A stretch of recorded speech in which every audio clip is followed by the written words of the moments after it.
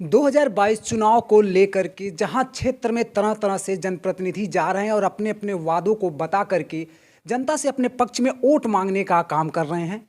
उसी क्रम में आज हम महाराजगंज जिले के विधानसभा महाराजगंज में हैं और हमारे साथ निर्दल उम्मीदवार निर्मेश मंगल जी हैं, जो ना ही कहीं क्षेत्र में जा रहे हैं ना ही प्रचार में जा रहे हैं, लेकिन इनके लोग जो आम जनता है वो खुद जा कर के क्षेत्र में इनका चर्चाएं तेज कर हो गया है। इनका चर्चा काफ़ी तेज़ी से चल रहा है और सभी का मानना है, जहाँ जहाँ पर क्षेत्र में देखा जा रहा है अक्सर यही चर्चा चल रहा है कि इस बार ये रिकॉर्ड तोड़ वोटों से जीत सकते हैं। हमारे साथ आज निर्मेश मंगल जी मौजूद हैं, इनसे बात करते हैं कि इनका नामांकन के दौरान थोड़ा तबीयत भी खराब हो गया था, जिसको लेकर के हम बात करते हैं। सर, रफ्तार इंडिया न्यूज़ पर आपका बहुत बहुत स्वागत है।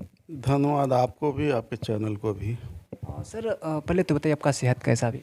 सेहत ठीक है, लेकिन डॉक्टर के ऑब्जर्वेशन में हम हैं और जब डॉक्टर हमें अलाउ कर देगा निकलने के लिए तब हम निकल भी सकते हैं। सर, क्षेत्र में चर्चाएं बहुत तेज़ से चल रही हैं।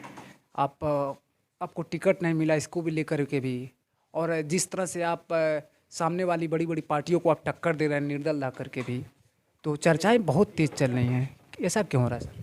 देखिए, हम 20 साल के पहले महाराजगंज में आए थे। इसके पहले हम लगातार 13 साल जिलाध्यक्ष रहे गोरखपुर के।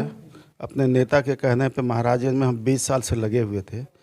3 बार यहाँ चुनाव लड़े, 2007, 2012, 2017 का, और तीनों बार हम सेकंड पर रहे। पहली बार तो 889 वोट से हार गए थे, लेकिन हम लड़ करके हारने के बाद भी लगातार 20 सालों से हम क्षेत्र में लगे हैं। अभी भी 17 का चुनाव जब हम हारे तो तुरंत हमने बहुजन समाज पार्टी छोड़ करके समाजवादी पार्टी ज्वाइन किया। तब भी हम समाजवादी पार्टी के हर आंदोलन में, हर मीटिंग में, चाहे छोटा कार्यक्रम हो चाहे बड़ा कार्यक्रम, सभी कार्यक्रम में और जनता के बीच में रहे। हमने सदर महाराजगंज की जनता को अपना भाई बनाया, अपना बेटा बनाया, अपना बाप बनाया, अपनी माँ बनाया। आज जब पर्चा भरते समय हमारी दिक्कत हुई, शारीरिक दिक्कत हुई, आज वही माँ बाप भाई बहन जो सदर विधानसभा के लोग हैं, आज वो हमें चुनाव लड़ा रहे हैं।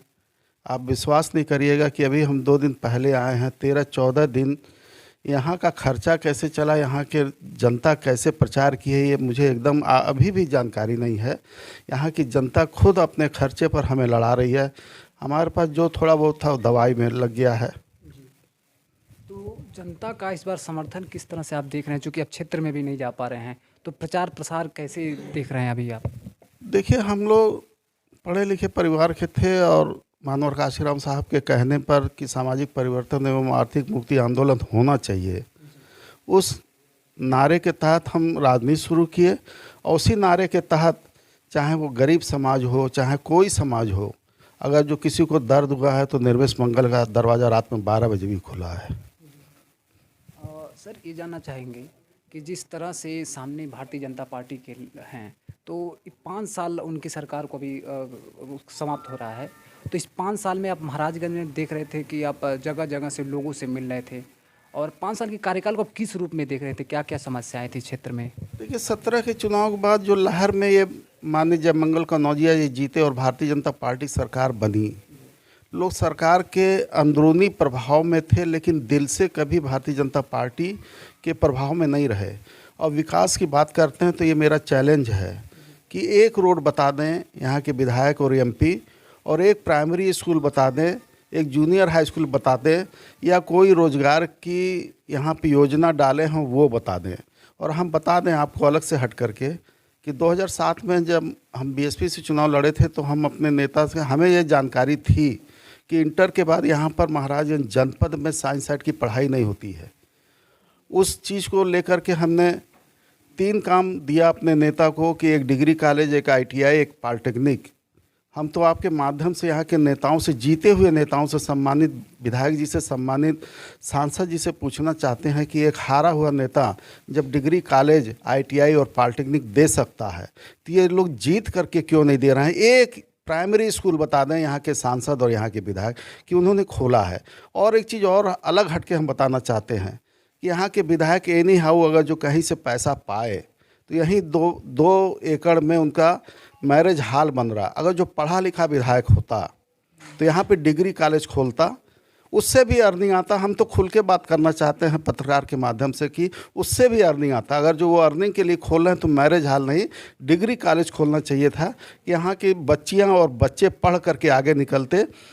और महापुरुषों ने हमें बताया था कि किसी क्षेत्र का विकास को अगर जो आपको करना है तो उस क्षेत्र में एक कुछ मत करिए, एक इंटर कॉलेज डाल दीजिए, नहीं डाल पा रहे हैं तो हाई स्कूल डाल दीजिए, नहीं डाल पा रहे हैं एक जूनियर हाई स्कूल डाल दीजिए, कुछ नहीं डाल पा रहे हैं एक प्राइमरी स्कूल डाल दीजिए, उस क्षेत्र का विकास अपने आप हो जाएगा।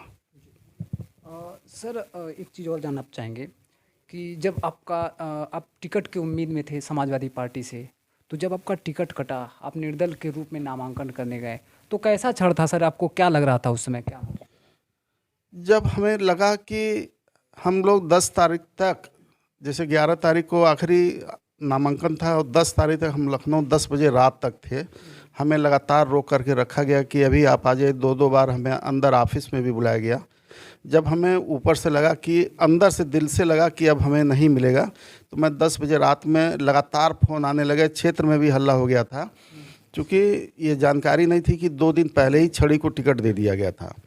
जब जनता ने कहा कि निर्मेश भैया आप आ जाओ, निर्दल चुनाव भरो, और हम लोग कभी निर्दल के उसमें नहीं थे, लेकिन आजकल पार्टियां अपने नेताओं को किस तरह ब्लैकमेल कर रही हैं ये अब जा कर के हमें समझ में आया है।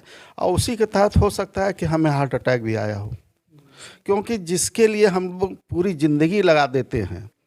आपको अलग हट के हम बताना चाहते हैं कि इंटर हमने 83 में पास किया, और 83 से आज तक लेकर के वही बहुजन समाज पार्टी तब 83 में भी नहीं बनी थी, 1984 में बनी थी। वही मानव काशीराम साहब का एक नारा था कि सामाजिक परिवर्तन एवं आर्थिक मुक्ति आंदोलन, क्योंकि समाज में समाज की समरसता हो, सबको पेट हो, मतलब रोटी कपड़ा और मकान हर गरीब का ये सपना होता है। इसी सपने को लेकर के हम राजनीति शुरू किए। सर एक चीज़ और लास्ट क्वेश्चन है मेरा। इस बार आप विधानसभा में पहुंचते हैं, तो महाराजगंज जो सदर सीट है, यहाँ पर क्या क्या कमियां आपको दिख रही हैं जो प्राथमिकता में आप करने का काम करेंगे? देखिए, नेता लोग कहते हैं कि हम सड़क बनवा देंगे, लाइट दे देंगे, ये सब सेकेंडरी चीज़ है। सबसे पहले तो रोज़गार चाहिए, और रोज़गार से भी पहले शिक्षा चाहिए। जब आपके बच्चे शिक्षित होंगे तो कहीं ना कहीं वो कमा करके खा लेंगे। तो मेरा मेन उद्देश्य है कि यहाँ के बच्चे शिक्षित हों, क्योंकि आप ये देखें घूम करके, आप पूरे जनपद में घूम करके देखें, यहाँ पे विद्यालयों की कमी है, शिक्षा जगत की कमी है, शिक्षा जगत के वेरिएशन में कमी है, उसके क्वालिटी में कमी है।